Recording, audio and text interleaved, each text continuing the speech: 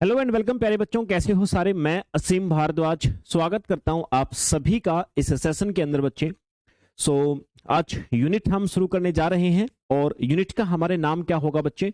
Unit को हम लोग कहेंगे सेल कम्युनिकेशन।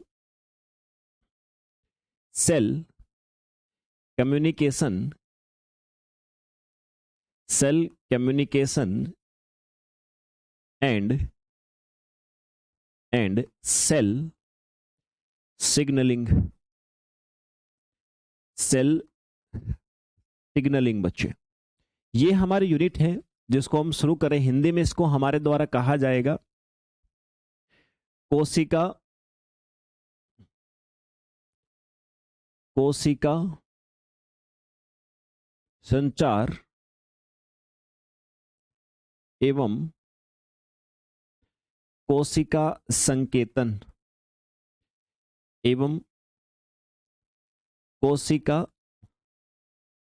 संकेतन के नाम से बच्चे इसको हम लोग जानेंगे। इस यूनिट में पढ़ना क्या, देखिए बच्चे, नाम जैसा यूनिट का आप सभी के सामने लिखा हुआ है, cell communication and cell signalling. नाम से ही पता लग रहा है कि भाई कोशिकाओं के बीच में कम्युनिकेशन होगा, कोशिकाओं के बीच में बातचीत होगी। कोशिकाएं एक दूसरे को मैसेज प्रदान करेंगी कि हमें आपस में एक दूसरे के साथ में क्या रिलेशन एस्टेब्लिश करना है, कौन सी एक्टिविटी में हमें शामिल होना है। तो इस प्रकार की चीजें देखो, जब तक सेल के बीच में कम्युनिकेशन नहीं होगा, सिग्नल पास नहीं होंगे, तब तक हमारी बॉडी के अंदर कोई एक्टिविटी नहीं होगी।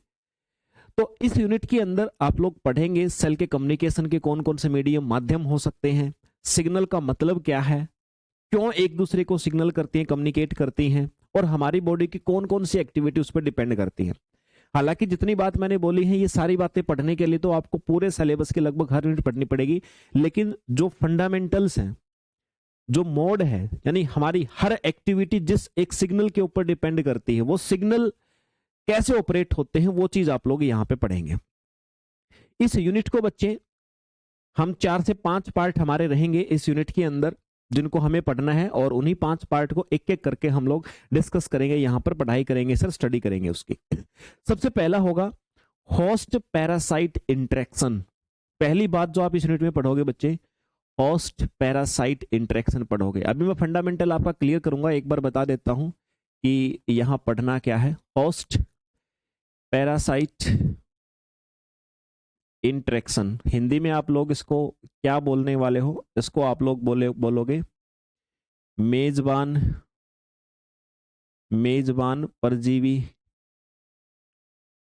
अंतःक्रिया। अंतःक्रिया, ये मेजबान का मीनिंग क्या है, पैरासाइट का मीनिंग क्या, सब कुछ आपको डेफिनेशन से क्लियर करता चलूंगा मैं। बट अभी पहले मैं आपको बता रहा हूं कि इस यूनिट के अंदर जो चीजें आपको पढ़नी वो क्या क्या होंगी। दूसरा होगा बच्चे फिर सेपरेटली सेल सिग्नलिंग। पहला होस्ट पैरासाइट इंटरेक्शन, फिर हम डिटेल में पढ़ेंगे सेल सिग्नलिंग को।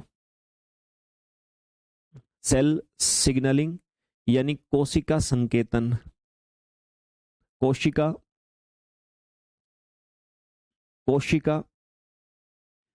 संकेतन। दूसरी चीज बच्चे हमारे पास ये रहने वाली। तीसरी हम पढ़ेंगे सेलुलर कम्युनिकेशन, इसको सेपरेटली अलग पार्ट बना करके पढ़ेंगे, सेल कम्युनिकेशन। सेल कम्युनिकेशन यानी सर कोशिका संचार। सीक्वेंस में, इसी सीक्वेंस में सारी चीजों को रखा जाएगा हमारे द्वारा। इन सभी के अंदर बहुत सारे सब टॉपिक आएंगे, उनको पढ़ेंगे।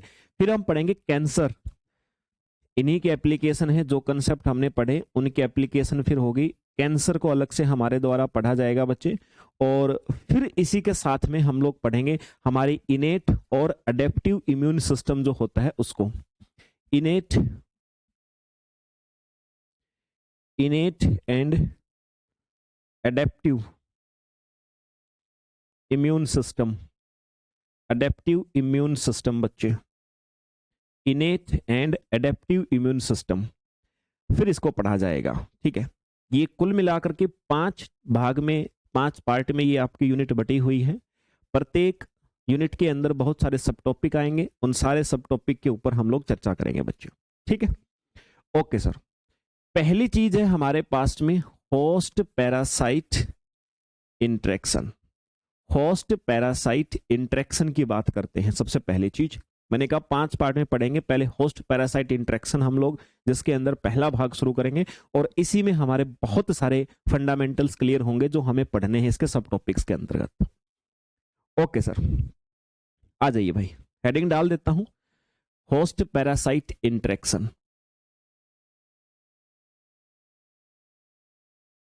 Host parasite, host parasite interaction.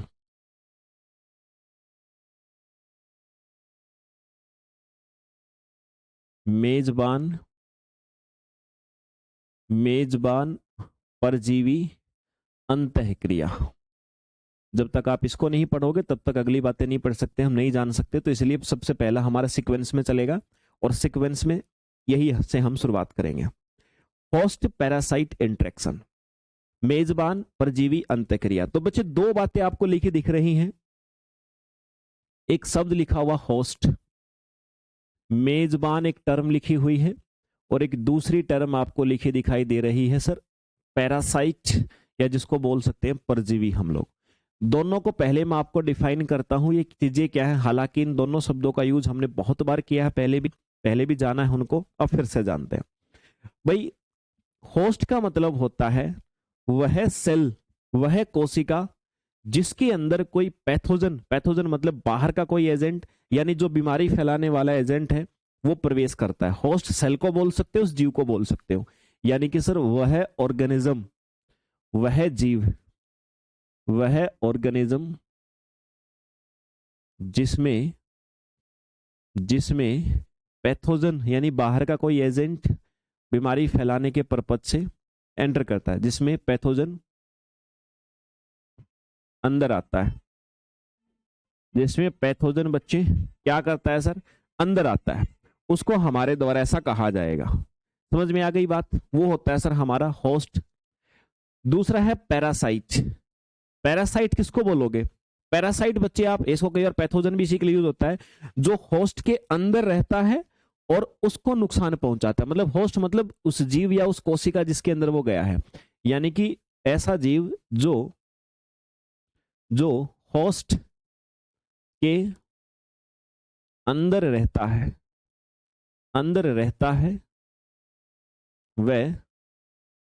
वह नुकसान पहुंचाता है बच्चे, वह नुकसान पहुंचाता है। 2 बातें क्लियर हुई आप सभी को? बताइए जरा यस या नो।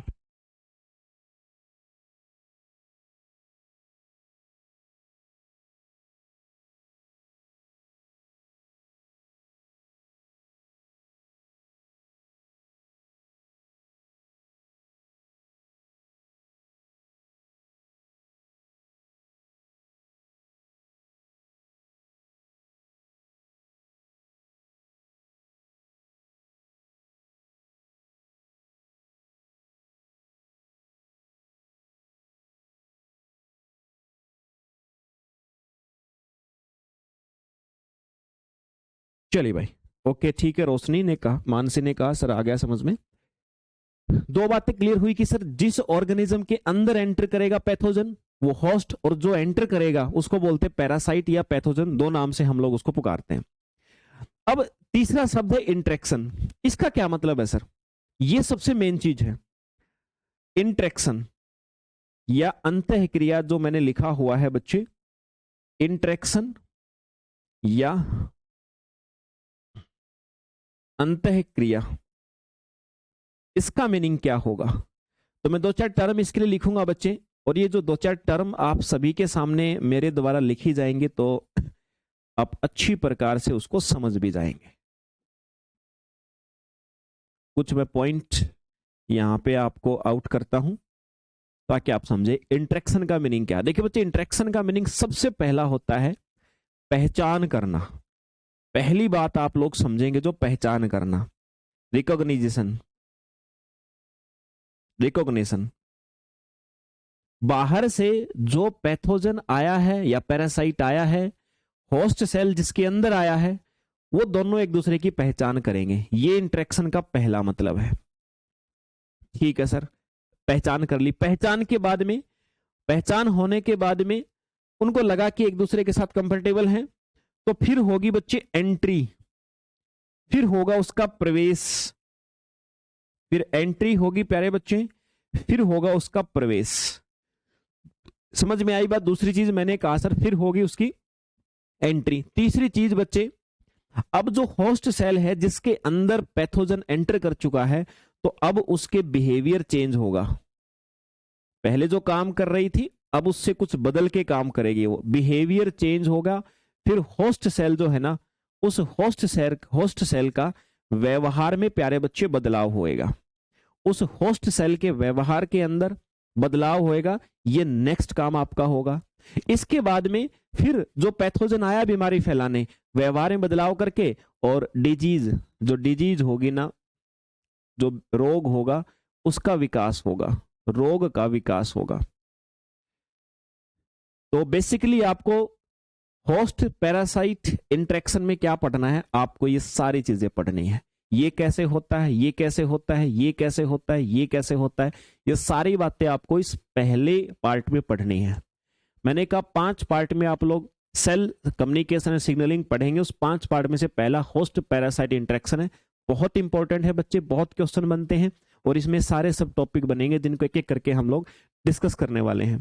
तो होस्ट पैरासाइट इंटरेक्शन समझ में आ गया ना? क्या मतलब होता है इस बात का? इस बात का मतलब जो आपके सामने अभी आपके डिजिटल पैनल पे लिखा हुआ है, यही इसका मीनिंग होता है। ओके सर, हम लोग डिस्कस करते हैं, अब एक एक करके उठाते। पहली बात पे आते हैं रिकॉग्निशन। पहली बात है सर रिकॉग्निशन। रिकॉग्निशन यानी पहचान, ये कैसे होती है? रिकॉग्निशन या पहचान कैसे होती है और इस पहचान का क्या लॉजिक है, क्यों होती है हमारी बॉडी के अंदर? चलिए देखो भाई, ये पहला स्टेप होता है। रिकॉग्निशन का मतलब वो पहला स्टेप जब होस्ट सेल और पैरासाइट एक दूसरे को पहचानते हैं। अभी सीक्वेंस से बताऊंगा सारी बातें। यानी वह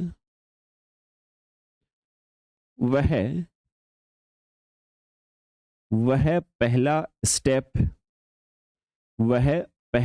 स्टेप जिसमें होस्ट सेल व पैरासाइट यानी परजीवी या पैथोजन बोल सकते हो, एक दूसरे को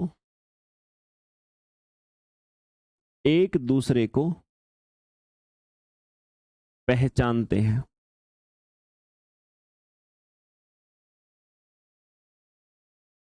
एक दूसरे को पहचानते हैं मेरे भाई। तो ये पहला स्टेप होता है, उसको बोलते हैं रिकॉग्निशन। अच्छा बच्चे, कैसे पहचानते हैं? तो देखो, होस्ट सेल जो होती है ना, होस्ट सेल जो आपकी होती है, उस होस्ट सेल पर क्या होते हैं? रिसेप्टर होते हैं। होस्ट सेल पर रिसेप्टर होते हैं यानी ग्राही होते हैं। मतलब हमारी बॉडी की कोई भी सेल है, उस सेल के ऊपर कुछ रिसेप्टर्स लगे होते हैं। Yes Prachi, miss Vaishali, good morning भाई। तो उस होस्ट सेल के ऊपर कुछ रिसेप्टर लगे हैं। रिसेप्टर भी कितने टाइप के हैं, ये सारी बातें हमारी डिस्कस होंगी। मैंने कहा आपको पहले भी कि यूनिट वाइज सारी चीजें डिस्कस होंगी। हमें लगेगा कि नहीं ये चीज तो हमारे, एक बार जिस चीज का नाम आ गया हमें लगता नहीं तो यहीं पर होना चाहिए क्लियर। हर एक चीज के लिए अलग अलग यूनिट बनी हुई हैं बच्चे, हर बात को समझने की यूनिट होंगी। हर यूनिट को अपन ने वहां कंसेंट्रेट करके रखना है जहां पर उसका काम है। ऐसा नहीं कि आपने कि सेल्स कम्युनिकेशन पढ़ रहे हो और वहां पर आप कम्युनिकेशन को छोड़ के रिसेप्टर, हार्मोन्स, प्रोटीन के ऊपर निकल गए। ऐसा नहीं निकलना बच्चे। हर जगह पे आपको इतना ब्रेन के अंदर इमेजिनेशन करना होगा कि आप चीजों को दिक्कत ना हो। चलिए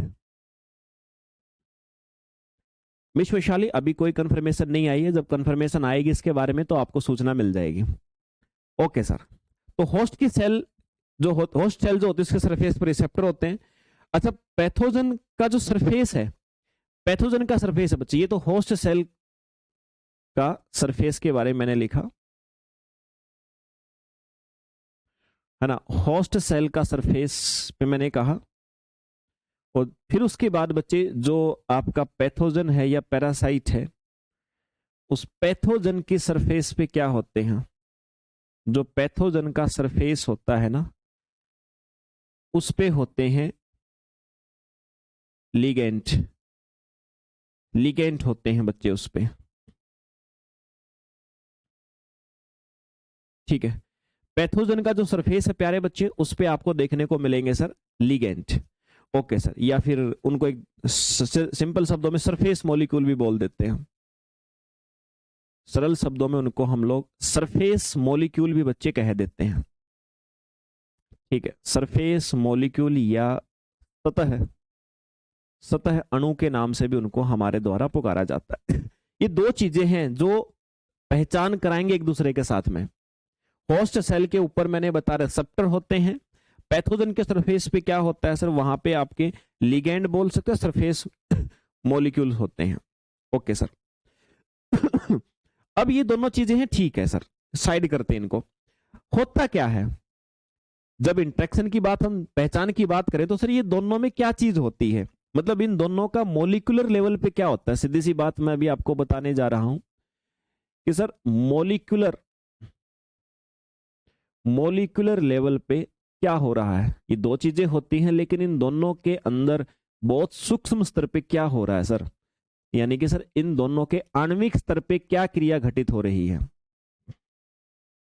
आणविक स्तर पे क्या हो रहा है? आणविक स्तर जब मॉलिक्यूलर लेवल की बात आती है तो मतलब बहुत गहराई की बात आती है कि भाई ये जो आपने मॉलिक्यूल बताया, रिसेप्टर बताए, तो इनमें हो क्या रहा है, बहुत गहराई लेवल पे आप लोग बताओ। तो मेरे भाई जो होस्ट सेल के रिसेप्टर होते हैं ना, पहली बात याद रखना वो स्पेसिफिक होते हैं।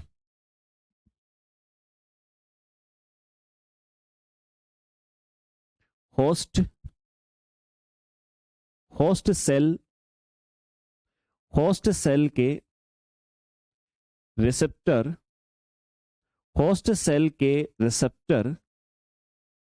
स्पेसिफिक होते हैं भाई।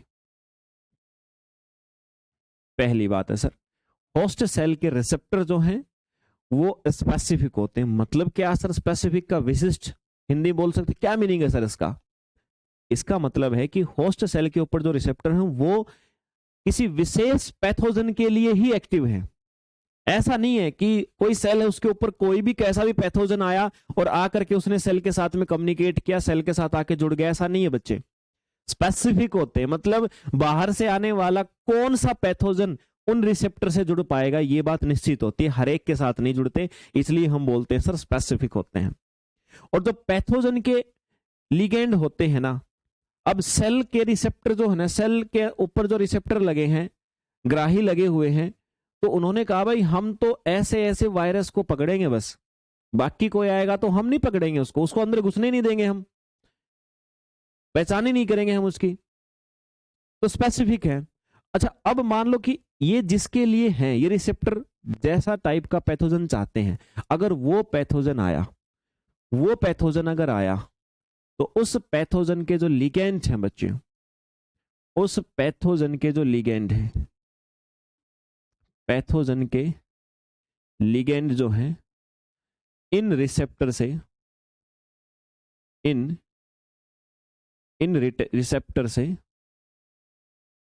रिसेप्टर से बाइंड करेंगे।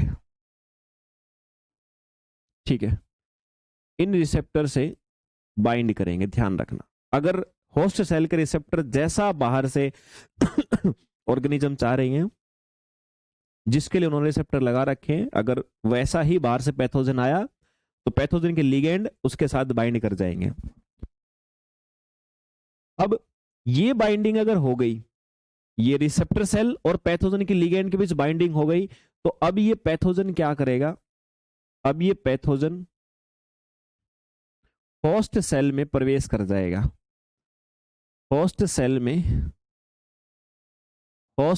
में प्रवेश कर जाएगा बच्चे, समझ गए बात को? ये होस्ट सेल के अंदर एंट्री कर जाएगा। एंट्री अभी अलग से पढ़ाऊंगा आपको मैं, एंट्री के जो मोड्स हैं, जो तरीके हैं वो अलग हैं बच्चे, वो अलग से पढ़ाऊंगा। अभी एग्जाम्पल से पहले मैं आपको ये बात करता हूँ, एग्जाम्पल देता हूँ कुछ मैं आपको। जैसे अभी जो मैंने 2-3 बातें बताई है ना, ये रिकॉग्निशन वाली, कि पहचान कैसे होती है, पहचान रिसेप्टर और लिगेंड से होती है। अगर दोनों एक दूसरे के लिए हैं तो बाइंड करके और फिर सेल में प्रवेश कर जाएगा। प्रवेश के क्या तरीके होते हैं आगे सिखाऊंगा, लेकिन पहले मैं कुछ एग्जांपल देता हूं आपको रिकॉग्निशन वाले, है ना। कुछ एग्जांपल्स पे चर्चा करते हैं।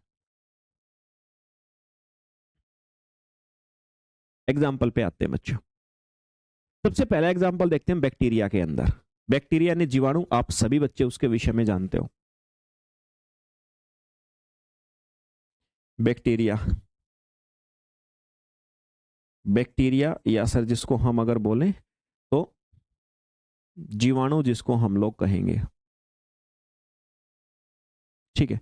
बैक्टीरिया की बात करते हैं, एक स्पेशल एग्जांपल लेते हैं बैक्टीरिया केस में। जैसे आपका लाइपोपोलीसैकेराइड, एक नाम सुना होगा आपने, एलपीएस, लाइपोपोलीसैकेराइड का नाम सुना होगा बच्चे।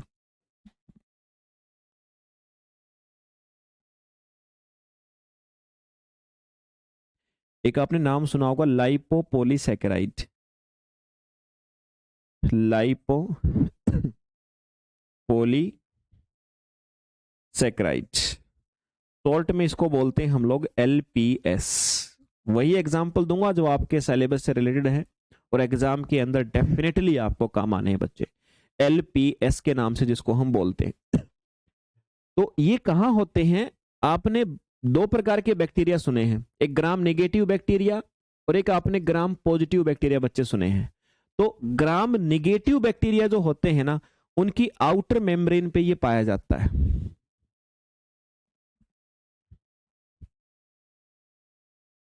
कहां होता है ये ग्राम नेगेटिव बैक्टीरिया, बैक्टीरिया की जो बच्चे आउटर मेम्ब्रेन होती है, आउटर मेम्ब्रेन पर पाए जाते हैं ये।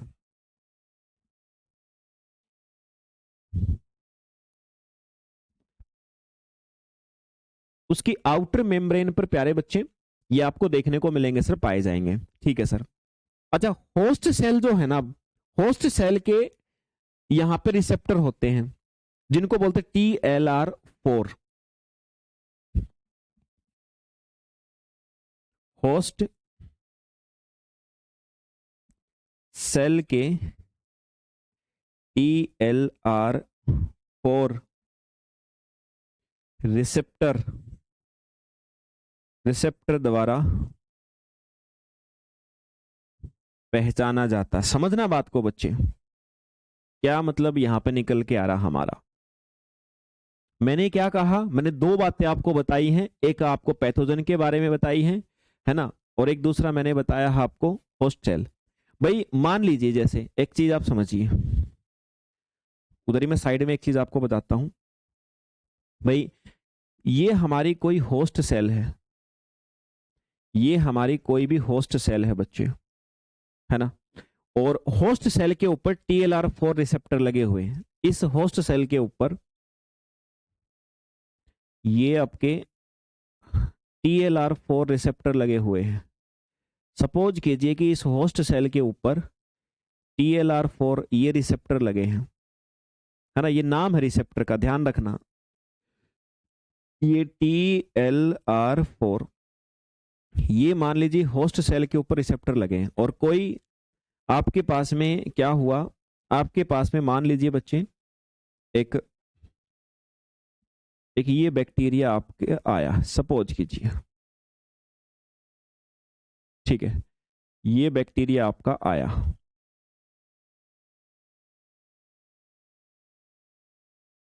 ये एक बैक्टीरिया था जो इस होस्ट सेल के पास में आया। अच्छा, इस बैक्टीरिया के ऊपर मान लो ग्राम नेगेटिव बैक्टीरिया, इसके आउटर मेम्ब्रेन पे क्या होता है, ये एलपीएस होता है।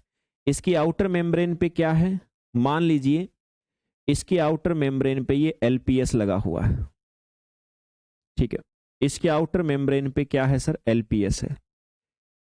तो जैसे ही एलपीएस है, उधर TLR4 जैसे ही कांटेक्ट में आएगा बैक्टीरिया, आते ही साथ में ये TLR4 इसको पहचान लेगा कि भाई अरे ये तो TLR है, तो ये तो एलपीएस है।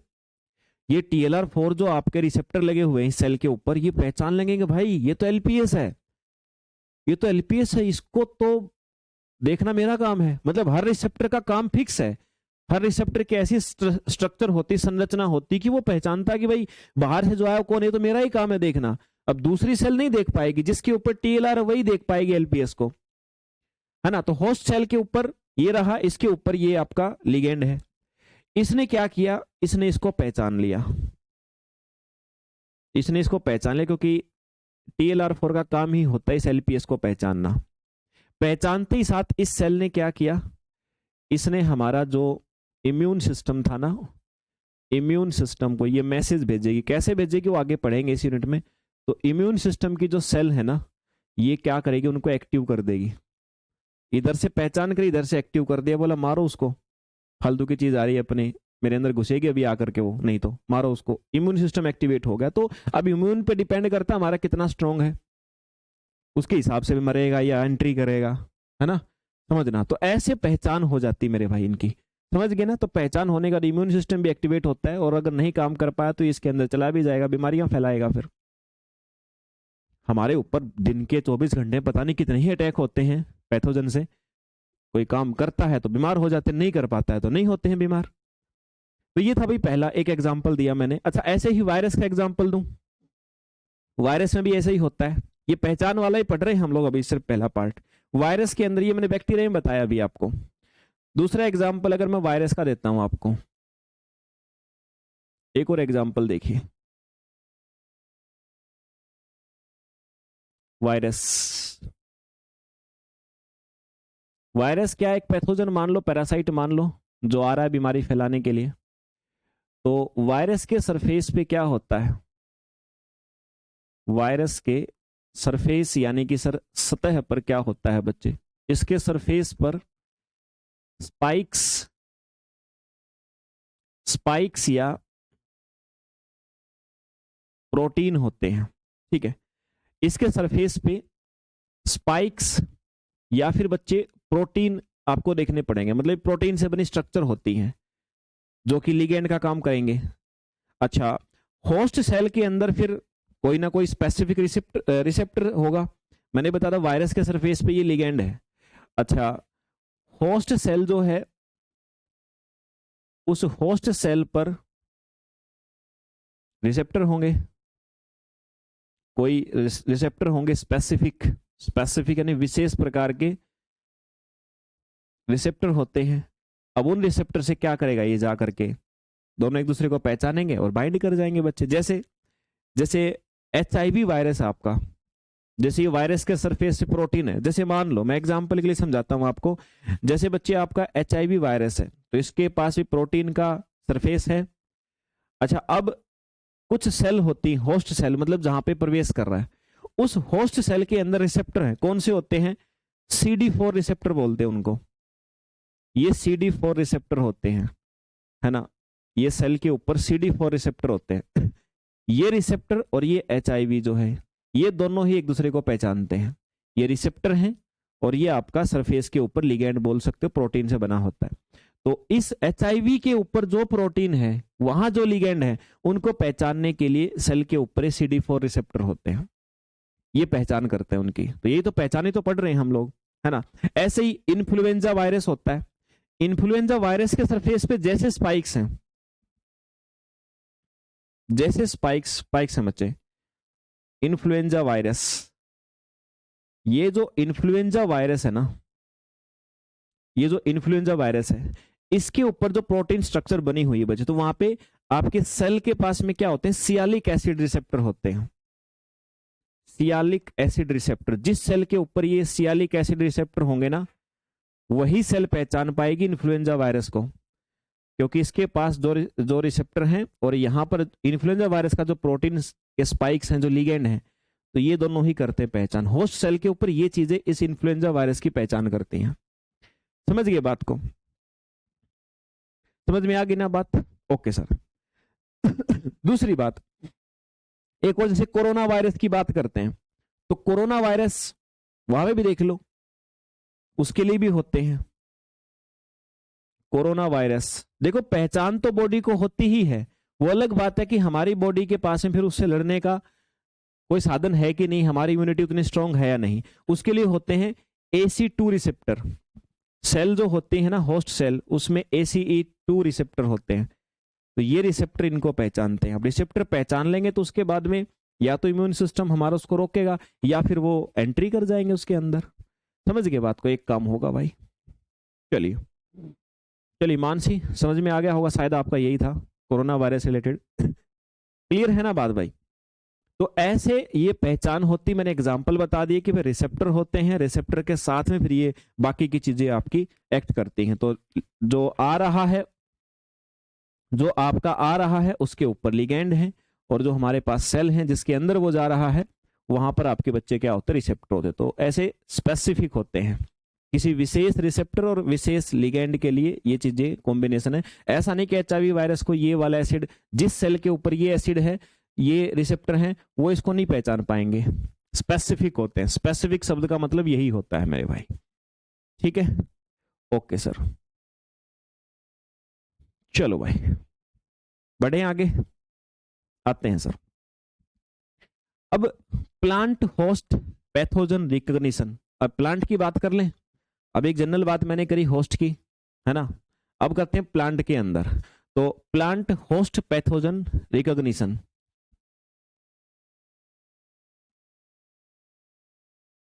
प्लांट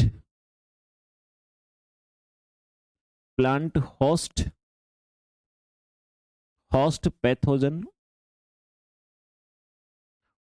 पैथोजन रिकॉग्निशन, है ना? यानी अब की बार प्लांट के अंदर, पौधों में जो आपका मेजबान और परजीवी की पहचान है उसके बारे में हम देख रहे हैं। अभी प्लांट के अंदर क्या कुछ डिफरेंट होता है, क्या एक आधी बात उसमें अलग होती है? बिल्कुल हो सकती है। जैसे प्लांट में क्या होता है बच्चे? PRR होते हैं, पैटर्न रिकॉग्निशन रिसेप्टर होते हैं। प्लांट की जो सेल होती हैं,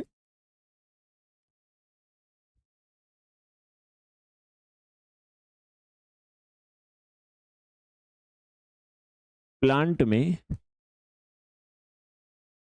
PRR होते हैं। प्लांट में क्या होते हैं? PRR होते हैं, मतलब pattern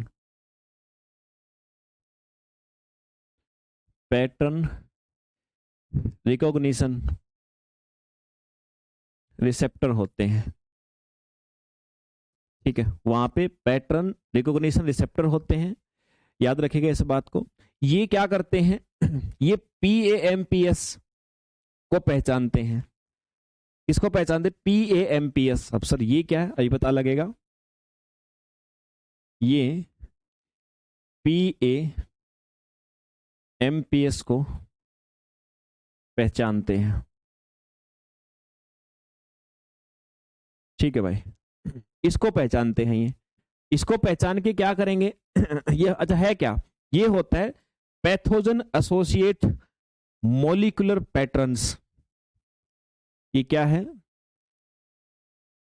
pathogen associates molecular patterns. ठीक है, PAMPS छोटा सा इसे लगाए ताकि वो प्लूरल बनाने के लिए, पैटर्न्स। तो पैथोजन के साथ देखो, पैथोजन मतलब जो बीमारी फैलाने आया है, एसोसिएट मतलब उसके साथ जो है, मॉलिक्यूलर पैटर्न उसके ऊपर जो पैटर्न है, उसके ऊपर जो मॉलिक्यूल से बने हुए पैटर्न होते हैं। प्लांट में क्या होता है कि पैटर्न को पहचानने वाले रिसेप्टर होते हैं। किसमें? होस्ट सेल में। प्लांट की सेल में ये होते हैं रिसेप्टर। और किसको पहचानते हैं? ये जो पैथोजन आया है उसके ऊपर जो मॉलिक्यूल से बने हुए पैटर्न होते हैं उसके हिसाब से पहचानते हैं। समझ गए बात को? Okay sir. जैसे ये आपका flagellin, chitin, LPS example, flagellin, chitin, LPS लिखा था ना पीछे LPS। तो ये LPS का पैटर्न, काइटिन का पैटर्न, फ्लैजिलिन का पैटर्न, ये पैटर्न बने होते हैं पैथोजन पे। जो बीमारी फैलाने आता उसके ऊपर ये पैटर्न बने हैं। इन पैटर्न को जो पहचानता प्लांट में उनको बोलते हैं PRR, पैथोजन रिकॉग्निशन रिसेप्टर्स। समझ गए? तो बात तो वैसी ही है, बस कुछ टर्म्स बदल गई। रिसेप्टर ये नाम हमने थोड़ा बड़ा कर दिया कि पैटर्न पहचानने वाले हैं, तो पर पैटर्न पहचाना तो उसी का है जो केमिकल आएगा मेरे भाई आपका। समझ में आई बात? अब मुझे इंपॉर्टेंस बताओ, ये पहचान के हमें हमारी बॉडी को फायदा क्या होता है?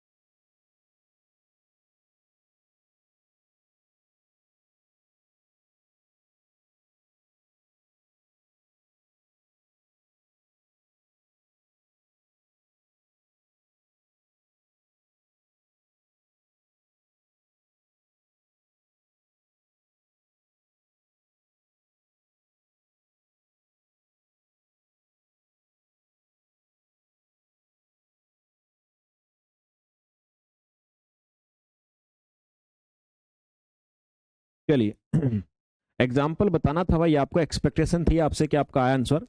भाई पहचान करने से हमें क्या बेनिफिट होगा? सबसे पहली बात तो इन्फेक्शन की शुरुआत का पता लगेगा। ये जो पहचान हम लोग कर रहे हैं ना, चाहे एनिमल सेल हो चाहे प्लांट सेल कोई भी हो, तो उससे हमें बेनिफिट क्या हो रहा है? इन्फेक्शन की शुरुआत का पता लगता है। इन्फेक्शन की शुरुआत का पता लगता है ना? एक तो ये बेनिफिट होता है कि भी इन्फेक्शन की शुरुआत हमारी हो गई है, ये सेल पहचानेगी तभी पता लगेगा। दूसरा, उसके बाद में या तो डिजीज का डेवलपमेंट होगा, उसके बाद में हमारे शरीर में डिजीज बीमारी का डेवलपमेंट होगा, या हमारा शरीर उसको रेजिस्ट करेगा। इनमें से एक काम होगा, ये भी तभी होगा। यानी सेल पहचान करेगी तभी पता लगेगा शरीर को इन्फेक्शन शुरू हो गया, बाहर से कोई एजेंट हमारी सेल में आ गया है, और उसके बाद फिर इम्यून सिस्टम एक्टिवेट होगा। तो इम्यून सिस्टम स्ट्रांग होगा तो उसको रेजिस्ट कर देगा, रोक देगा, मार देगा, नहीं तो बीमारी डेवलप हो जाएगी। फिर दोनों में से एक काम होगा। तो पहचान करने का लॉजिक फाइनली जो हमें बेनिफिट मिलता है बच्चे, वो यही मिलता है सर। ठीक है, ओके सर। ये थी पहली चीज भाई, पहचान करना। उम्मीद करता हूं समझ में आ गई होगी आप सभी को। अब है सर मेथड्स ऑफ एंट्री। अभी तक केवल पहचान हुई है, अब दूसरा बात हमें पढ़ना है। मैंने 4-5 बात बताई थी आपको। Methods of entry, methods of entry, प्रवेश के विधियां, प्रवेश की विधियां। अब जो एजेंट की सेल ने, कोशिका ने पहचान कर ली कि बाहर से ये फलाना फलाना आया है, रिसेप्टर से उसने पता कर लिया, अब वो एंट्री कैसे करेगा? अभी तक तो सिर्फ उसके कांटेक्ट में आया था, एक दूसरे को पहचाना था उन्होंने कि हाँ भाई तू है तो मेरे टाइप का, क्योंकि मेरा काम तो यही है तुझे पहचानना। उसने भी देखा हाँ भाई तेरे पास में ऐसे रिसेप्टर हैं जिनसे काम हो सकता है। समझ गए? तो अब एंट्री कैसे करेगा सर? मेथड्स आपने पढ़े हैं।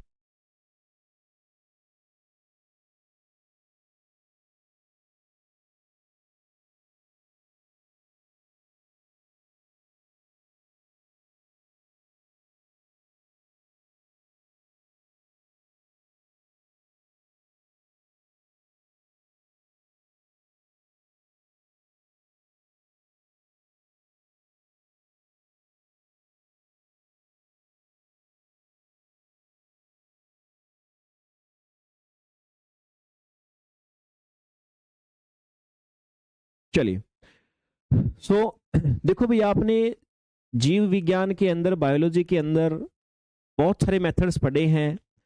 हमारी सेल किसी चीज को अपने अंदर कैसे एनगल्फ करती है, कैसे खा जाती है, कैसे केवल क्रॉस करवाती है, मतलब ऐसे ऐसे बहुत सारे मेथड, जैसे ऑस्मोसिस नाम सुना होगा, डिफ्यूजन नाम सुना होगा, बहुत सारे मेथड्स के नाम सुने होंगे।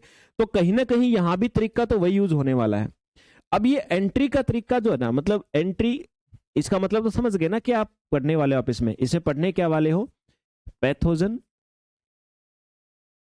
पैथोजन का पैथोजन का होस्ट सेल में प्रवेश, पैथोजन का होस्ट सेल में प्रवेश मेरे भाई। ठीक है, पैथोजन का होस्ट सेल में प्रवेश, अभी आप लोग पढ़ने वाले हो इस चीज को।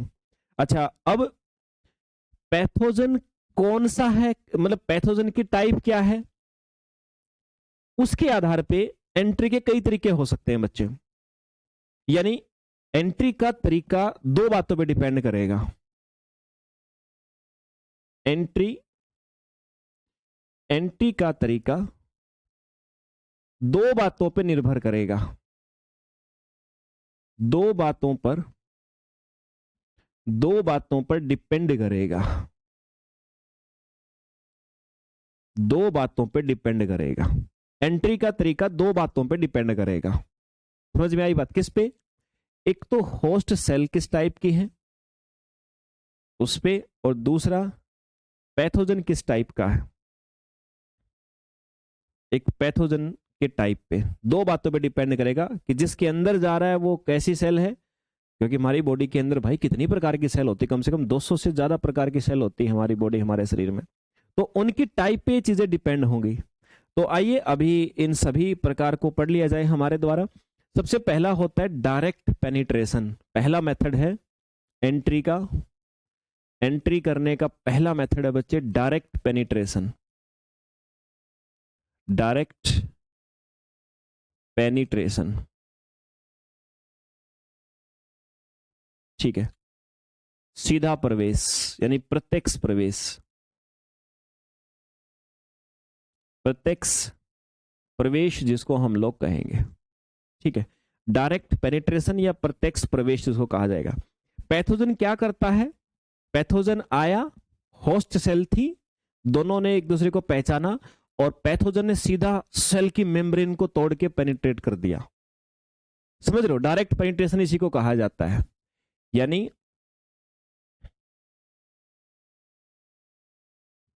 होस्ट सेल की, होस्ट होस्ट सेल की सेल मेम्ब्रेन, सेल मेम्ब्रेन को, सेल मेम्ब्रेन को तोड़कर पैथोजन एंटर हो जाए, एंटर हो जाए, तो इस मेथड को बोलेंगे हम लोग डायरेक्ट पेनिट्रेशन। समझ में आई बात? ज्यादातर ये बैक्टीरिया और जो फंगस होते हैं ना वो करते हैं ऐसा, अधिकतर अधिकतर बैक्टीरिया, बैक्टीरिया व फंगस में, बैक्टीरिया व फंगस में ये वाली चीज देखी जाती है भाई, ये देखा जाता है। ठीक है, अधिकतर बैक्टीरिया और फंगस में मेरे भाई ये वाला प्रोग्राम हमारे द्वारा देखा जाता है। ओके सर, कैसे तोड़ते हैं? एंजाइम से तोड़ते हैं, ध्यान रखना। जैसे अधिकतर ये जो आपके प्लांट सेल हो गई या कोई एनिमल सेल कोई भी हो, तो मोस्टली केस में ये जो फंगस वगैरह होते हैं ना, एंजाइम छोड़ते हैं। एंजाइम छोड़ेंगे, तोड़ेंगे, फिर घुस जाएंगे सर, है ना? तो तोड़ेंगे कैसे?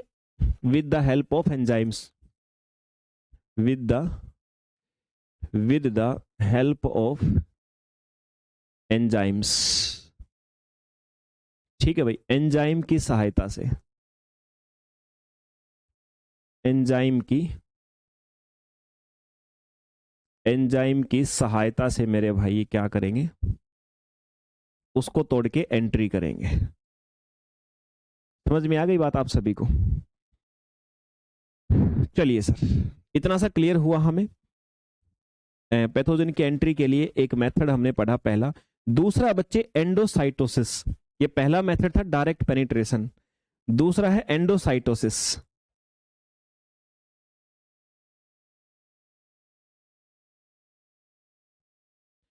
एंडोसाइटोसिस,